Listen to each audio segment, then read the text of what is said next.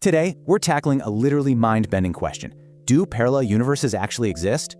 So let me ask you, is there an exact twin of you out there making slightly different choices today?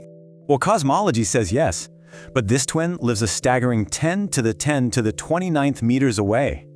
Okay, let's dive into Max Tegmark's Level 1 multiverse. Basically, infinite space means cosmic histories just eventually repeat. This level is surprisingly uncontroversial. It's got the exact same physics as us, just with different starting conditions. Let's move on. Level 2 says rapid cosmic expansion constantly spawns endlessly growing, totally isolated universe bubbles.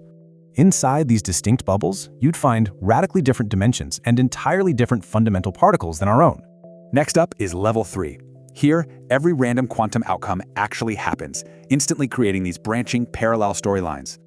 Remember Schrodinger's cat? Yeah, reality is constantly splitting into parallel paths right here, right now, with every choice. And this brilliantly illustrates Level 4.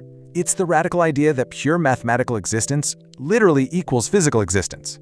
It answers why our specific equations exist. Basically, entirely different mathematical realities are physically real out there too. But hold on, is this actual physics or just pure fantasy?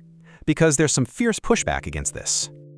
Critics argue these unobservable universes are totally unfalsifiable. Science writer Philip Ball calls them mere acts of imagination. Heavyweights like Gerard 't Hooft completely dismiss it, saying it breaks Occam's razor by adding way too much complexity. But proponents defend it by comparing our limited, subjective frog view with a full, mathematical bird view of reality. So the crucial point is this. It's a humbling realization that humanity absolutely isn't the center of reality. These theories take the deepest physics mysteries and turn them into mere local facts that just vary between universes.